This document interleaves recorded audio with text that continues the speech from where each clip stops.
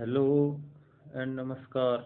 आप सभी का सॉल्यूशन एकेडमी के ऑनलाइन क्लासेज में स्वागत है। और आज हमारा टॉपिक है कल का बचा हुआ निर्देशांक ज्यामिति। इसी को आगे बढ़ाएंगे। आगे बढ़ाने से पहले जिस किसी दोस्त ने हमारा चैनल सब्सक्राइब नहीं किया है वो सब्सक्राइब ज़रूर कर ले और फिर क्लास शुरू करते हैं। देखो, कल पढ़ लिया था, उससे आगे है दूरी सूत्र। अगर कोई रेखा दे रखी है या कहते कोई दो बिंदु दे रखे हैं, उनके बीच की दूरी ज्ञात करनी है। मान लो एक बिंदु यहाँ पे है और एक यहाँ पे है, तो इनके बीच की दूरी पता करनी है। इसका निर्देशांक क्या है? x1 y1 है और दूसरे वाले का क्या है? x2 y2। तो उस इन दोनों बिंदुओं के बीच की दूरी का फॉर्मूला क्या होगा? x2 माइनस x1 का whole square plus y2 minus y1 का होल स्क्वायर और पूरे का स्क्वायर रूट। ये फॉर्मूला लगा देंगे, दोनों के बीच की दूरी आ जाएगी। इसी तरह किसी बिंदु की मूल बिंदु से दूरी ज्ञात करनी है, तो कल बताया था मूल बिंदु क्या होता है। मूल बिंदु जहाँ पे दोनों एक्सिस हमारे x और y और z तीनों काट रहे हैं। मेनली हमें तो एक सरफेस का लेना है। तो देखिए, ये तीनों काट रहे हैं, तो ये जो बिंदु है जहाँ पे काट रहे हैं, इसको क्या कहते हैं? मूल बिंदु या ओरिजिन। और इसके निर्देशांक क्या होते हैं? 0 0। और इसके निर्देशांक होते हैं 0 0। चलो आगे चलते हैं। अब देखो, ये देखें हम कि कैसे होता है। जो फॉर्मूला भी देखा था हमने बीच की दूरी का, दोनों के बीच की दूरी x2 माइनस x1 का होल स्क्वायर और y2 माइनस y1 का होल स्क्वायर। तो ये आएगा कैसे? देखो, ये डायग्राम बना रखा है। जो इसमें हमारा एक बिंदु दिया हुआ है P, जिसका निर्देशांक क्या है? x1 y1 और Q का दे रखा है x2 y2। इन दोनों के बीच की दूरी निकालनी है हमें। हम देखें तो ये R और S P और T के पैरेलल हो जाएगा। X पे खींच दी है P से T तक और Q से T तक Y के पैरेलल खींच दी है। तो देखो, P से T तक की लंबाई क्या होगी? देखो, ये X एक्सिस के पैरेलल है, तो X एक्सिस पे जो मान है इनका, उनका अंतर ले लें। T का क्या मान है? X एक्सिस पे बड़ा x2 है, तो क्या हो जाएगा? ये x2 माइनस x1। ये किसका मान हो गया? PT का। PT बराबर क्या होगा? x2 minus x1। ऐसी QT का देखें तो क्या होगा भाई? देखो, ये y एक्सिस के पैरेलल है, तो y एक्सिस पे जो मान आ रहा है, देखो ये t का मान क्या आ जाएगा y एक्सिस पे? ये आ जाएगा y2 इसकी सीध में। तो ये y2 माइनस y2 इसका हो गया और इसका क्या होगा? ये y1 के बराबर है, तो ये क्या हो जाएगा? y1। क्या हो जाएगा? y1। अब देखो, ये जो बन रहा है हमारा त्रिभुज PTQ, ये क्या बन रहा है? हमारा समकोण त्रिभुज है। कैसा है? समकोण त्रिभुज। और समकोण त्रिभुज में कर्ण है जो क्या है? PQ है। PQ कर्ण है। PQ बराबर क्या होगा? लंब का स्क्वायर प्लस आधार का स्क्वायर। लंब का स्क्वायर क्या है? PT का स्क्वायर प्लस QT का स्क्वायर। बस ये मान रख दो। क्या आ जाएगा? PT का मान कितना दे रखा है? x2 माइनस x1 का square plus y2 minus y1 का स्क्वायर। ये क्या हो गया हमारा फॉर्मूला? और यही दिया हुआ है हमें दूरी के लिए। इसी तरह से और 4-5 फॉर्मूले हैं, उनको देख लेते हैं क्या क्या है, फिर उसके बाद क्वेश्चन ले लेंगे। देखिए, विभाजन सूत्र, अगर कोई एक रेखा दी हुई है, कोई रेखा दी हुई है, दोनों छोर के निर्देशांक हमें पता है, उसके दो किनारे वाले एंड वाले जो पॉइंट है वो पता है। जैसे अभी दिया हुआ है डायग्राम में कि एक ए बी रेखा है, इसके ए बिंदु के निर्देशांक दे रखे हैं x1 y1 और बी बिंदु के दे रखे हैं x2 y2, और इस पर कोई बिंदु P उपस्थित है जिसके निर्देशांक है x y, इसके निर्देशांक क्या है x y। ये जो P बिंदु है इसको m1 अनुपात m2 में काट रहा है। किस में काट रहा है? m1 अनुपात m2 में काट रहा है। अब देखो हमें x और y का मान ज्ञात करना है, दोनों छोर के निर्देशांक दे रखे हैं और x और y का मान ज्ञात करना है, तो उसके लिए फॉर्मूला क्या होगा? देखो लिखा हुआ है नीचे P बिंदु के निर्देशांक निकालने का फॉर्मूला, x का मान क्या होगा? m1 x2 plus m2 x1। बस ये ध्यान रखना है। देखो x का मान निकालना है तो इसमें भी x एक्सिस पे जो मान है दोनों में a और b में वो लेंगे। अब इसमें इतना ध्यान रखना है, पहले कोई सा भी लिख लो, x1 लिख लो या x2 लिख लो। मान लो पहले x1 लिख लिया तो भी कोई फर्क नहीं पड़ेगा, प्लस और यहाँ पे x2 ले लूँ, बात तो वही रहेगी। लेकिन ये ध्यान रखना है कि x1 अगर एक की साइड है तो अनुपात वाला जो है वो दूसरी बी साइड वाला लेंगे, तो x1 के साथ क्या आ जाएगा? m2 आ जाएगा। और x2 लेंगे तो ये किसका निर्देशांक है? b का है एक्सिस पे, तो एक की साइड जो अनुपात है वो ले लेंगे m1। ये ध्यान रखना है कि अनुपात विपरीत साइड वाला लेना है। या m1 लिया हुआ है, मतलब a बिंदु की साइड वाला अनुपात लिया हुआ है, तो इसके साथ गुणांक क्या ले लिया है? x2 ले लिया है। x2 किसका है? b का साइड का निर्देशांक है। तो जब m2 लिया है b की साइड का अनुपात, तो x1 किधर का अनुपात है? a की साइड का, ये ले लिया है बटे में m1 प्लस m2, ये तो दोनों कॉमन रह गई। ऐसी तरह से y का लेंगे तो y के लिए भी वही लेंगे, विपरीत साइड वाला अनुपात गुणा करेंगे। बस इतना ध्यान रखना है। फॉर्मूला हमारा सामने दिया हुआ है, क्या है फॉर्मूला? कि m1 x2 plus m2 x1 बटे m1 प्लस m2। ये तो किसका मान आ गया? x का मान आ गया P बिंदु के लिए। y का मान P बिंदु के लिए आ जाएगा m1 y2 plus m2 y1 बटे में m1 प्लस m2। मध्य बिंदु का निकलवा ले हमसे कि मध्य बिंदु के निर्देशांक क्या होंगे। तो मध्य बिंदु के क्या हो जाएंगे? सीधा सीधा x1 प्लस x2 बटे में 2, y1 प्लस y2 बटे में 2। भाई ऐसा सीधा सीधा ऊपर का फॉर्मूला याद है तो भी हम कह सकते हैं कि ये आ जाएगा। देखो मध्य बिंदु क्या होगा? जो इसको बराबर भागों में बांटे, बराबर भागों में बांटेगा मतलब m1 और m2 क्या आ जाएगा? बराबर आ जाएगा। बराबर आ जाएगा तो अनुपात कितना हो जाएगा? 1:1, मतलब m1 का मान भी 1 और m2 का मान भी 1, यही आ जाएगा ना। और इन्हीं फॉर्मूलों के अंदर m1 और m2 की जगह 1 रख दो। ऊपर देखो m1 की जगह 1 रख देंगे तो ये x2 बच जाएगा, यहाँ m2 की जगह 1 रख दिया तो क्या बच गया? x1। तो आ गया x1 प्लस x2। नीचे देखो 1 प्लस 1 कितना हो जाएगा? 2। कितना हो गया? 2। ऐसे ही y1 प्लस y2 बटा में 2।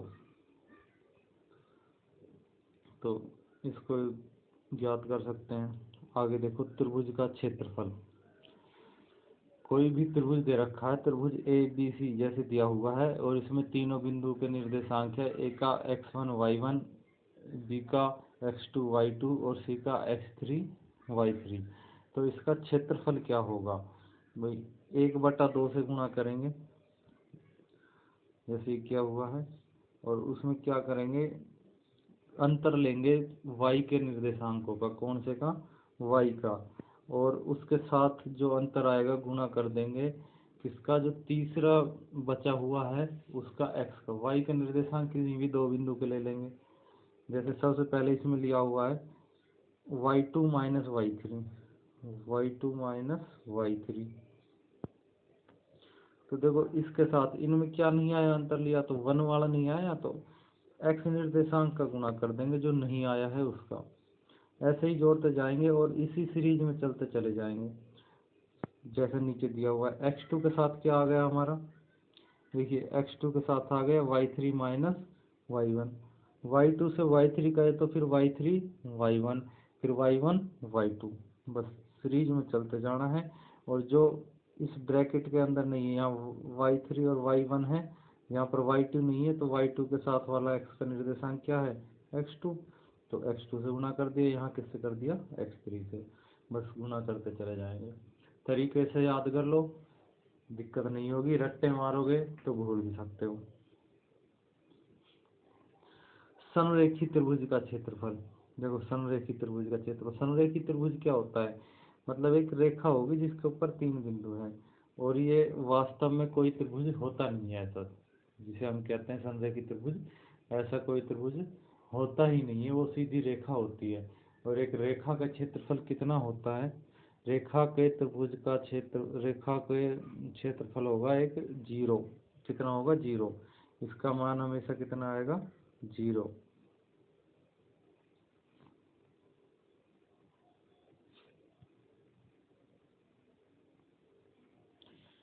त्रिभुज के केंद्रक का सूत्र, त्रिभुज के केंद्रक का सूत्र, केंद्रक क्या होता है त्रिभुज का, जहां पर तीनों माध्यिकाएं काटे वो क्या हो जाएगा त्रिभुज का केंद्रक। और त्रिभुज की माध्यिका है उसको केंद्रक 2:1 के अनुपात में बांटता है, तीनों माध्यिकाओं को 2:1 के अनुपात में बांटेगा। अब इसका जैसे डायग्राम में दिया है, मान लो त्रिभुज है ए बी सी, इसमें निर्देशांक है ए के x1 y1, बी के x2 y2 और सी के x3 y3। तो इसकी तीनों माध्यिकाएं खींची हुई है जो किस बिंदु पर काट रही है, जी पर। तो जी के निर्देशांक पूछ ले, तो जी के निर्देशांक क्या होंगे, तीनों के निर्देशांक जोड़ेंगे और 3 का भाग लगा देंगे। अगर x निकालना है हमें, x का मान निकालना है निर्देशांक में, तो x देख लेंगे, पहला x1 plus x2 plus x3 को जोड़ के 3 का भाग लगा देंगे, जैसे ये लिखा हुआ है यहाँ पे। y के लिए क्या करेंगे, y के मान को जोड़ के 3 का भाग लगा देंगे, किसका आ जाएगा हमारा केंद्रक का निर्देशांक आ जाएगा। और ये हमेशा ध्यान रखना, जैसे हमें दे दिया 3,4, कल भी बताया था कि जो हमारा x निर्देशांक है, जो हमारा x निर्देशांक है वो पहले वाला अंक होता है, और y निर्देशांक है जो दूसरे वाला होता है। और एक और चीज़ जो बताई नहीं थी, नोट कर लेना, जो x निर्देशांक होता है, x एक्सिस पे जो मान होता है, या x एक्सिस का जो निर्देशांक निकल के आता है हमारा किसी भी बिंदु के लिए, उसको हम क्या कह देते हैं, भुज, क्या कहते हैं, भुज। ये कल नहीं बताया था, ये तो नया है। और y एक्सिस का जो निर्देशांक होता है, या किसी बिंदु का y एक्सिस पे जो मान होता है, वो क्या कहलाता है, कोटि। ये देख लेना, ये ध्यान रखना, क्योंकि कई बार बोल देता है कि किसी बिंदु का भुज 4 है, कोटि 5 है, तो समझ में नहीं आएगा कि क्या बता रहा है, इसलिए ये चीज़ देखने की जरूर है। चलो नेक्स्ट क्वेश्चन पे चलते हैं। नेक्स्ट, एक समचतुर्भुज का चौथा शीर्ष ज्ञात करो यदि 3 शीर्ष, जो 3 शीर्ष दे रखे हैं वो हमारे सामने है, चौथा शीर्ष निकालना है। देखो कैसे निकल के आएगा भाई, एक समचतुर्भुज बना देते हैं, समचतुर्भुज देख लेते हैं पहले हम।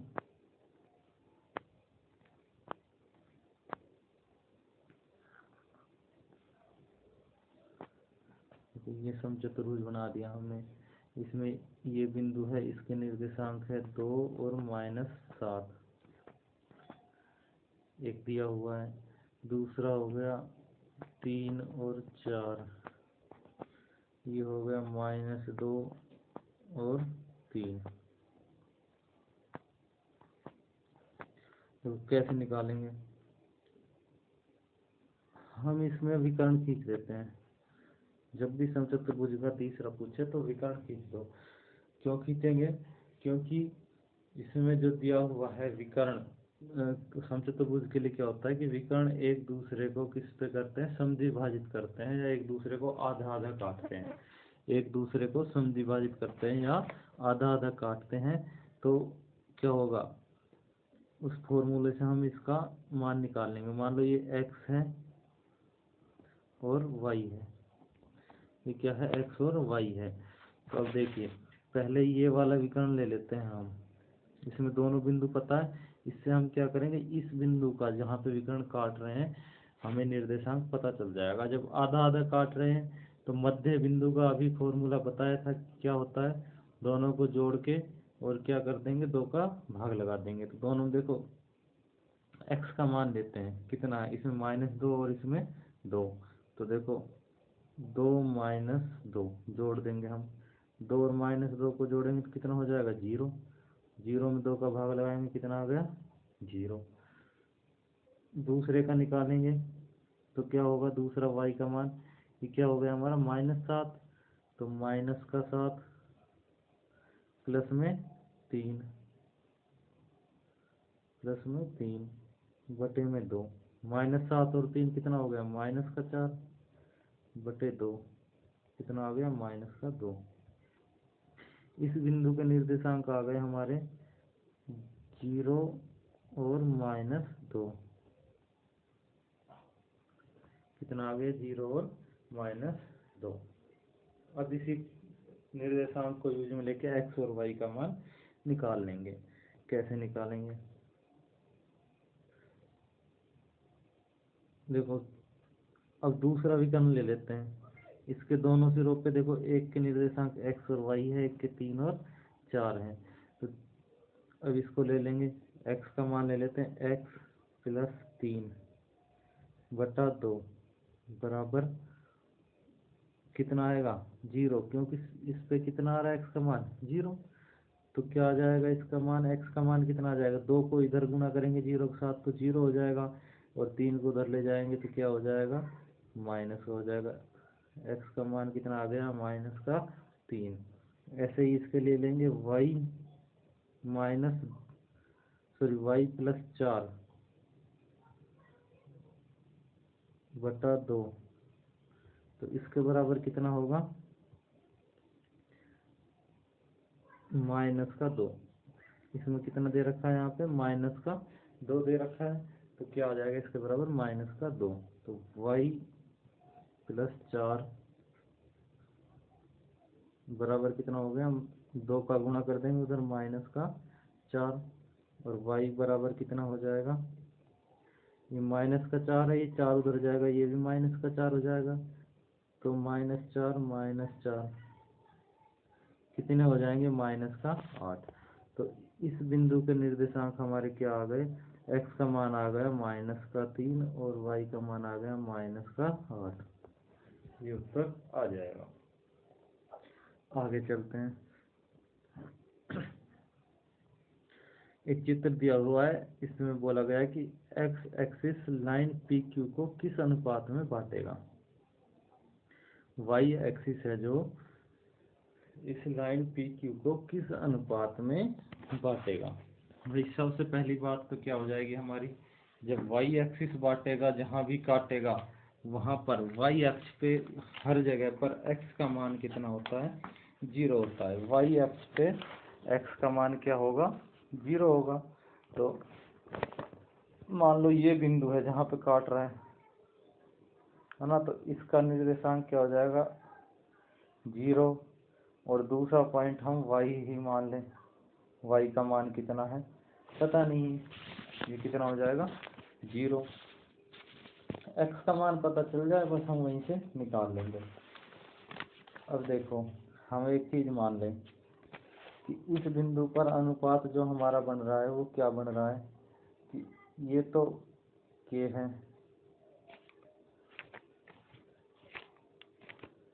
देखो m1 और m2 ले रखा था ना हमने, तो हम m1 को तो क्या मान लें, M1 को तो क्या मान लें, K मान लें, और M2 को क्या मान लें, 1 मान लें। M1 को क्या मान लें, K मान लें, और M2 को 1 मान लें। तो K का मान निकाल लेंगे तो हमारा अनुपात आ जाएगा, क्योंकि अनुपात क्या होगा, इसके बटे में करेंगे M1/M2, यही तो अनुपात है। इधर क्या हो जाएगा, K/1। तो जो K का मान आ जाएगा सीधा सीधा, तो क्या हो जाएगा हमारा, वो अनुपात आ जाएगा। अब देखिए K M1 की जगह K ले लेते हैं, इधर कितना ले लेते हैं, 1। ये क्या हो गया, 1 हो गया। अब देखो x का मान हमें पता है, y का नहीं पता है। जब x का पता है तो हम x ही लेंगे। x के लिए फॉर्मूला क्या होगा हमारा भाई, सबसे पहले x1 कितना हो गया, -3।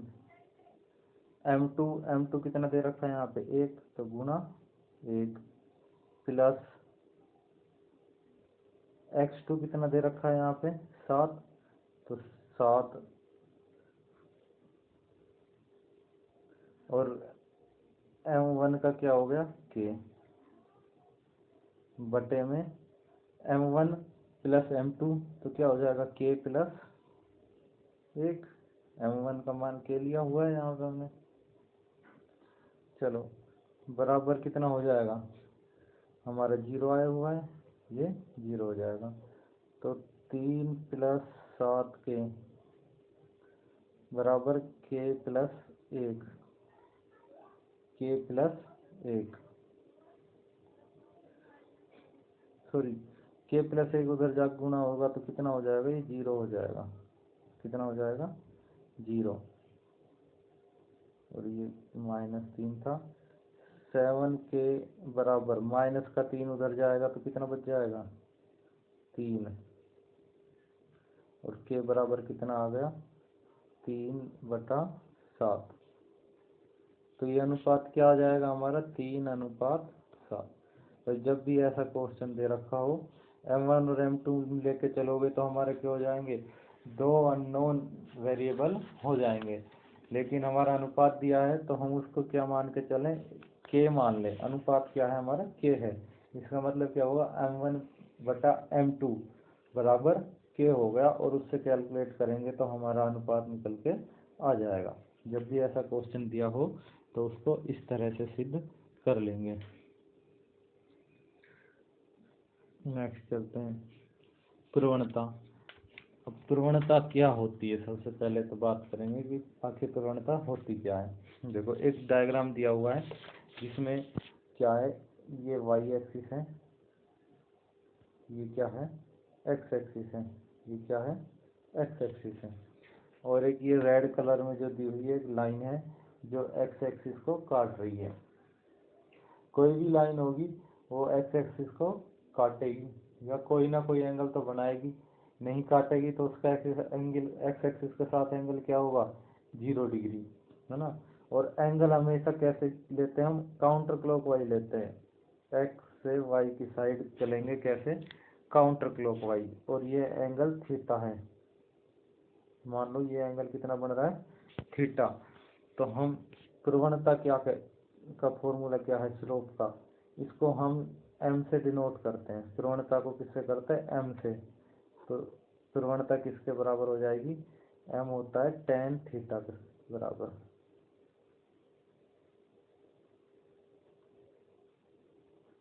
किसके बराबर, tan थीटा के बराबर।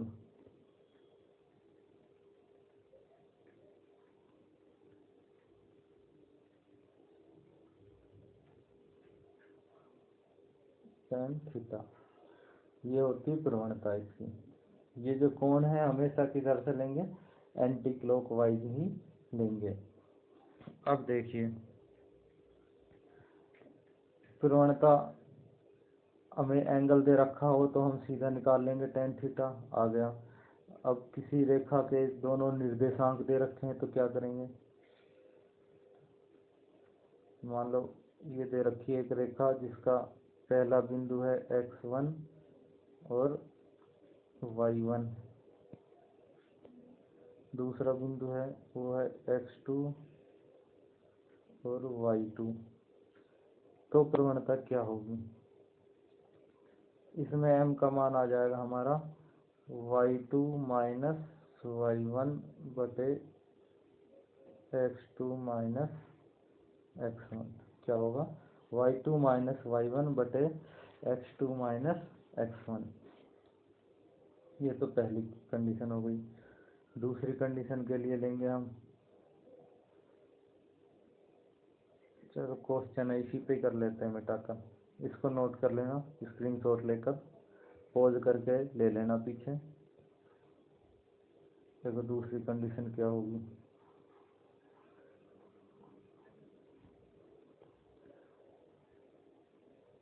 कोई भी इक्वेशन दे रखी है मान लो हमें, तो हमें इस रूप में बदलना है, y इक्वल टू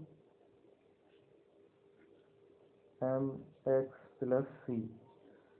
किसी भी रेखा की मान लो इक्वेशन दे रखी है, तो उसमें प्रवणता कैसे निकालेंगे, तो इसको इस रूप में बदलना है, y equal to mx plus C. इसमें क्या होगा, y का जो भी मान, y का जो भी गुणक है उसके साथ उसको एक में बदल देंगे और x को y के बराबर में लेके चले जाएंगे। तो जो भी x का गुणक रहेगा हमारा, वो क्या आ जाएगी, उसकी प्रवणता आ जाएगी। c तो कांस्टेंट है ही।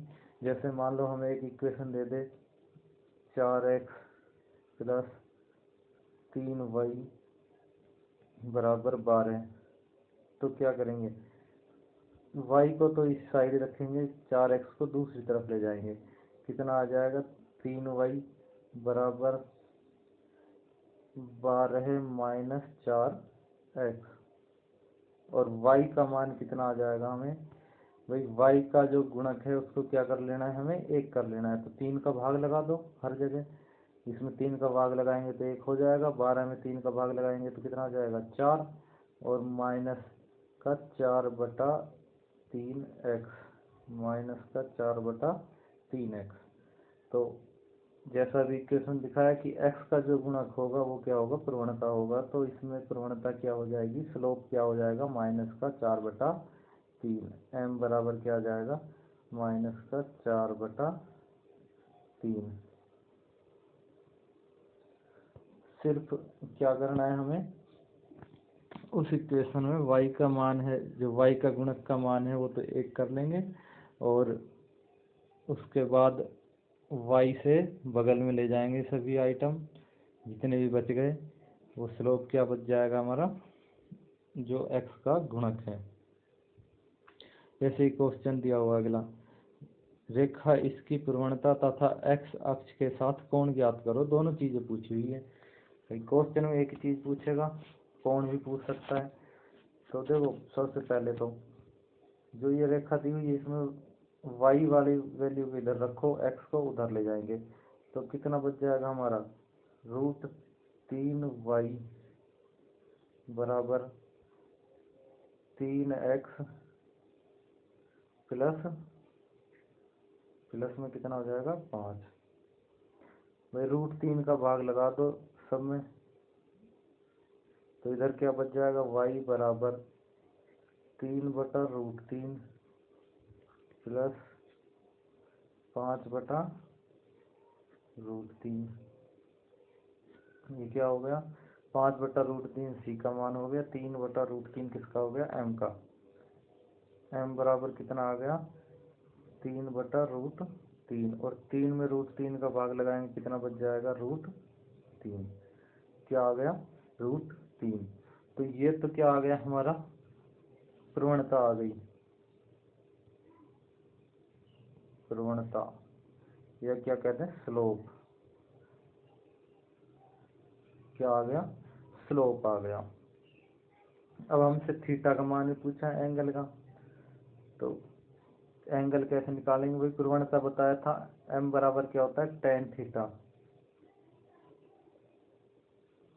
tan theta. और ये जो थीटा होता है किसके साथ होता है, x अक्ष के साथ ही कौन होता है, x अक्ष के साथ। इसके बराबर कितना आ गया, √3, और tan थीटा बराबर √3 का मान हम tan में देखें तो कितने पर होता है, √3 का मान, √3 का मान होता है tan 60 पर।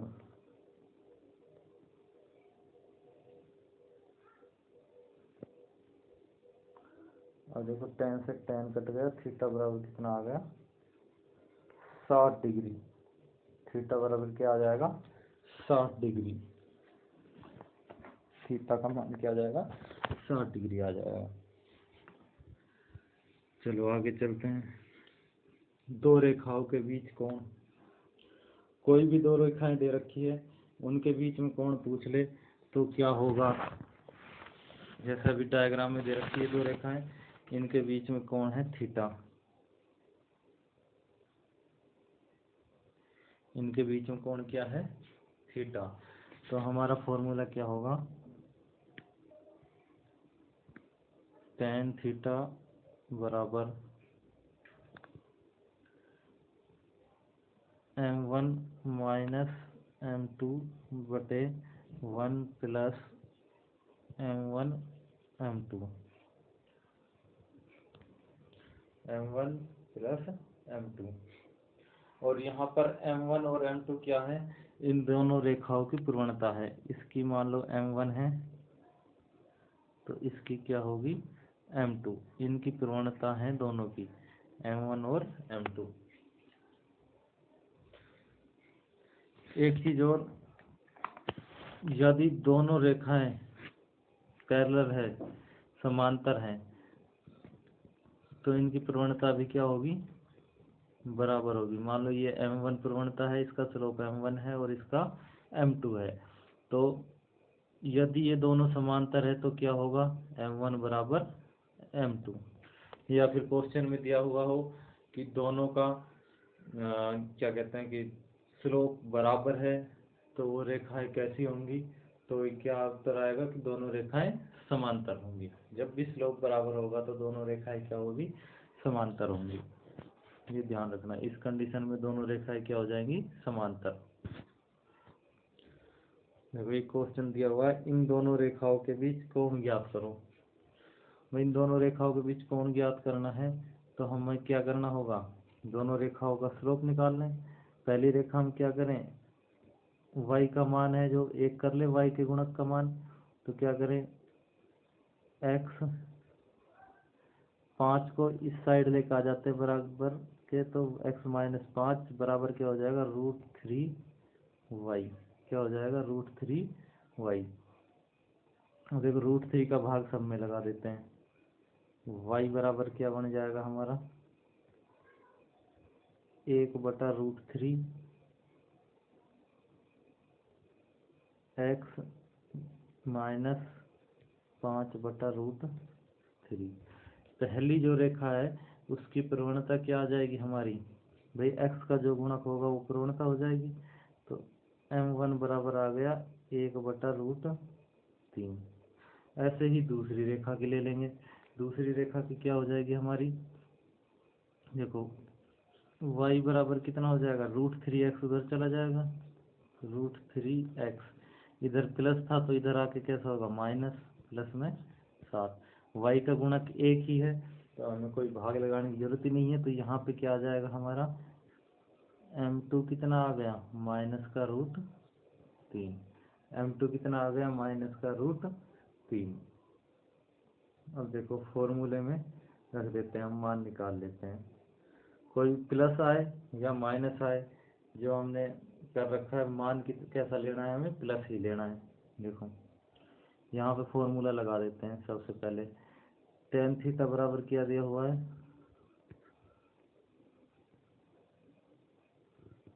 देखो m1 आया 1/√3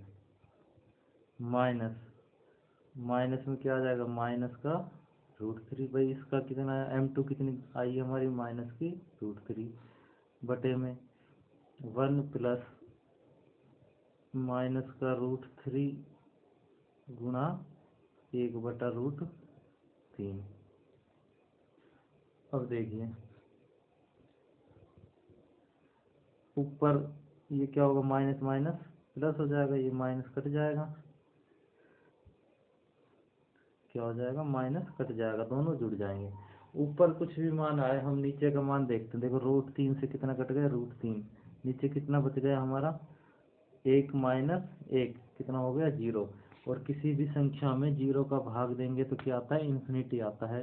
तो हमारा tan थीटा बराबर कितना आ गया, अनंत आ गया, क्या आ गया, इन्फिनिटी। tan थीटा बराबर इन्फिनिटी। और tan इन्फिनिटी कितने डिग्री कोण पे होता है, 90 डिग्री पे, है ना। कितने पर होता है, 90 डिग्री पे। मुझे ट्रिग्नोमेट्री बताएंगे तो ये मान ज्ञात करने का, याद रखने का, sine cos tan sec cosec और कोट के जो मान है कैसे याद करें आसानी से, वो बता दिया जाएगा। तो थीटा बराबर कितना आ गया भाई इसमें, 90 डिग्री। थीटा बराबर कितना आ गया, 90 डिग्री। चलो आगे चलते हैं।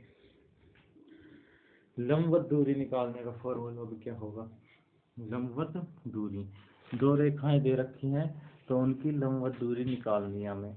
देखो जैसे दो रेखा दे रखी है, ए एक्स प्लस बी वाई बराबर सी, ए एक्स प्लस बी वाई बराबर डी।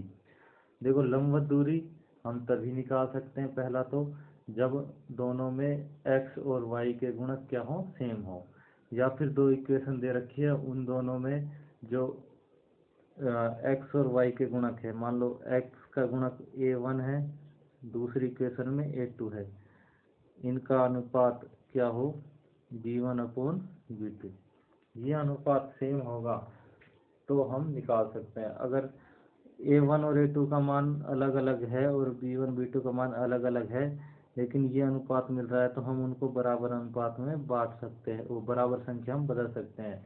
कोई भी इक्वेशन को किसी से गुणा करके या किसी संख्या से भाग देकर हम उनको गुणक को, एक्स और वाई के गुणक को क्या कर सकते हैं, बराबर कर सकते हैं। तो देखिए लंबवत दूरी क्या होगी, मान लो ये कंडीशन जो दे रखी है ये फुलफिल हो जाती है तो उसके बाद लंबवत दूरी का फॉर्मूला होगा जो दिया हुआ है c माइनस डी, जो दोनों के कांस्टेंट है जो बराबर में दे रखे हैं, c माइनस डी बटे में जो x का गुणक है उसका स्क्वायर प्लस y का गुणक है उसका स्क्वायर, और इन दोनों के स्क्वायर का क्या हो जाएगा, अंडर रूट। इन दोनों के स्क्वायर का क्या हो जाएगा, अंडर रूट।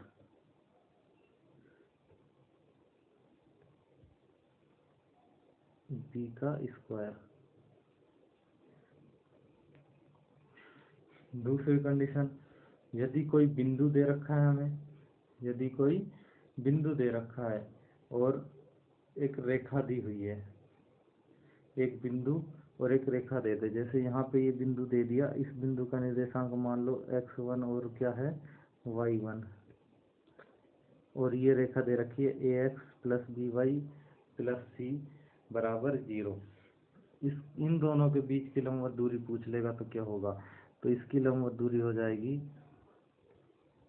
देखो इसमें x और y की जगह क्या रख देंगे, इस बिंदु के निर्देशांक रख देंगे। सबसे पहले तो ax1 प्लस by1 प्लस सी, x और y की जगह क्या लिख देंगे, मान इस बिंदु के निर्देशांक का, भाग में क्या होगा जो ऊपर दिया हुआ है, दोनों के गुणक के स्क्वायर कर देंगे और उनका स्क्वायर रूट ले लेंगे, a का स्क्वायर प्लस b का स्क्वायर।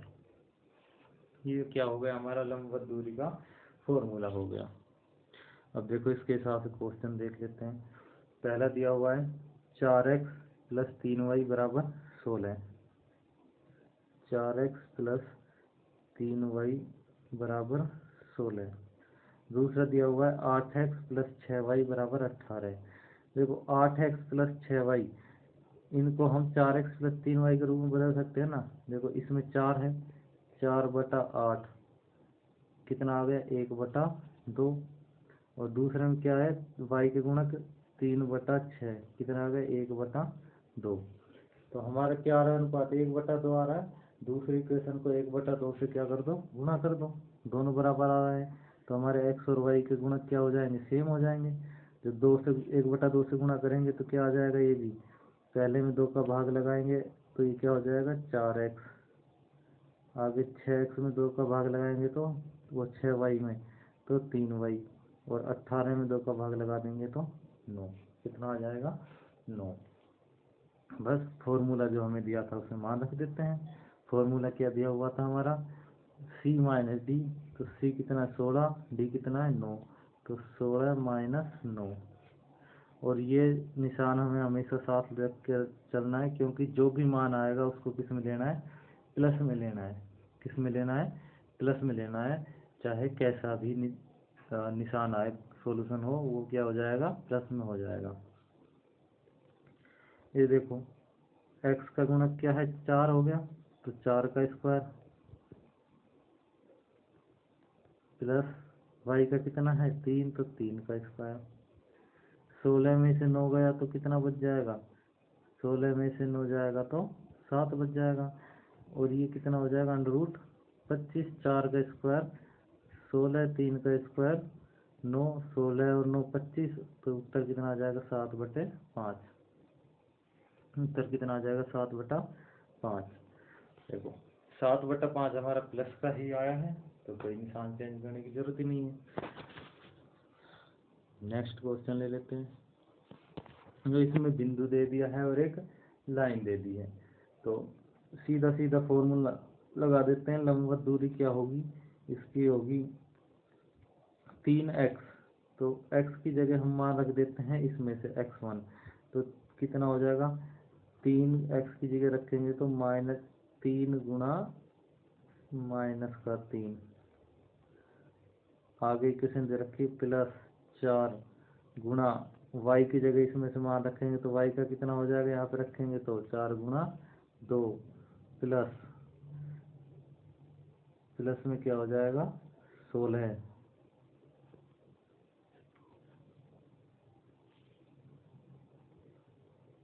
बटे में हमारा आ जाएगा 4 का स्क्वायर प्लस 3 का स्क्वायर। क्या हो जाएगा, 4 का स्क्वायर प्लस 3 का स्क्वायर।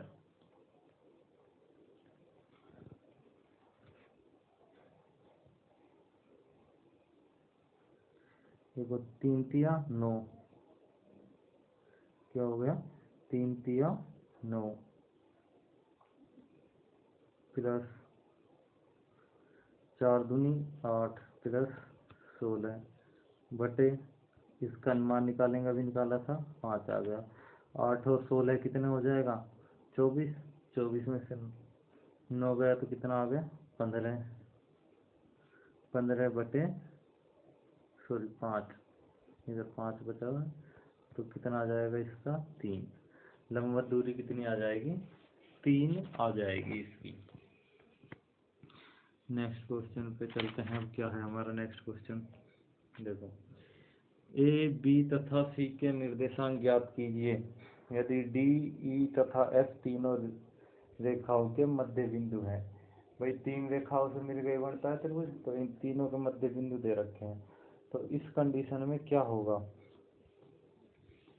देखो जब भी हमें ये दे रखा हो मध्य बिंदु, तीनों बिंदुओं के निर्देशांक ज्ञात करने हो, तो सबसे पहले हम एक के लिए निकालते हैं। हम एक के लिए x का मान निकाल लें क्या होगा, और y का मान क्या होगा। देखो इसके लिए सीधा सा फॉर्मूला है, हमें एक का निकालना है, तो एक के सामने जो है बिंदु वो क्या लेंगे, हम माइनस में ले लेंगे इसका मान, निर्देशांक का। जो बिंदु ए के सामने है इसके निर्देशांकों का मान क्या ले लेंगे, माइनस ले लेंगे। बचे हुए दोनों हैं जो उनका क्या लेंगे, प्लस लेंगे। तो इनमें x का मान निकालना है तो x की वैल्यू लो। यहाँ पे d में x की वैल्यू कितनी है 3, f में कितनी है 6, और जो सामने वाला है उसको क्या करेंगे माइनस, तो कितना हो गया 8। e में x का मान कितना है 8, कितना आ जाएगा 6 3 9 में से 8 गया तो 1। और क्या कहते हैं y के लिए y का मान ले लो, d में कितना है y का मान, यहाँ पे 4 है, f में 7 है, माइनस कितना हो जाएगा e में कितना है 9। इस सामने वाले को क्या करना है माइनस, 7 4 11, 11 में से 9 गए तो 2, तो एक के निर्देशांक कितने आ गए हमारे 1 और 2। एक के निर्देशांक कितने आगे निकल के 1 और 2। इसीलिए तरह से b के निकालेंगे, तो बी के लिए क्या होगा, एक्स का मान, अब देखो हमारा बी के लिए एक्स का मान निकालेंगे तो बी के लिए इसके सामने वाला बिंदु क्या लेना है, माइनस, बाकी दोनों प्लस। देखो बी के सामने वाला हो जाएगा एफ, एफ का मान क्या रहेगा, माइनस में, डी और ई के लिए प्लस में। तो डी में कितना है एक्स का मान 3, ई में कितना है 8, माइनस में 6, 8 और 3 11, 11 में से 6 गए तो कितना बच जाएगा 5। और y का मान कितना आ जाएगा इसमें, y का मान डी में 4, ई में 9 और f में माइनस लेना है तो कितना हो जाएगा 7, 9 और 4 13, 13 में से 7 गया तो 6, 5 और 6। तो b का निर्देशांक आ गए 5 और 6। b के निर्देशांक कितना आ जाएंगे 5 और 6। इसी तरह सी के लिए लेंगे, सी के लिए इसके सामने वाला बिंदु नेगेटिव हो जाएगा। इसके सामने कौन सा बिंदु है, ये देखो डी है, डी का मान क्या लेंगे, माइनस लेंगे। इसमें एक्स क्या हो जाएगा, इसके लिए एक्स हो जाएगा, ये दोनों प्लस ले लेंगे, ये वाला और ये वाला। तो 6 + 8 - 3, 8 6 14, 14 में से 3 गए 11। y का मान कितना हो जाएगा, दोनों जोड़ दो, 9 + 7 कितना हो गया 16, और वहाँ पे y का मान कितना है 4, ये कितना आ गया 12। तो c का मान आ जाएगा 11 12। बस इतना ध्यान रखना है, जिस बिंदु का निकालना है हमें, जिस शीर्ष का निकालना है, उसके सामने जो पड़ रहा है उसको क्या कर देंगे हम, माइनस में कर देंगे, सामने वाला है जो माइनस में। या फिर ऐसे भी कह सकते हो, जिस शीर्ष का निकाल रहे हैं उस शीर्ष से निकलती ही रेखाओं पे जो है वो तो प्लस, जो इस शीर्ष से दूर है वो माइनस। देखो जैसे सी शीर्ष लें तो इस पे निकलती हुई रेखा ये वाली है और ये वाली है, तो इन पे जो है वो क्या हो जाएगा प्लस, सामने वाली पे क्या हो गया माइनस। तो जिस तरह से याद रखना चाहो रख सकते हो। देखिए ये हमारा निर्देशांक ज्यामिति आज कंप्लीट हो गया है। हमारे चैनल को ज़रूर सब्सक्राइब करें, कमेंट भी करें और अपने दोस्तों के पास शेयर भी करें। धन्यवाद।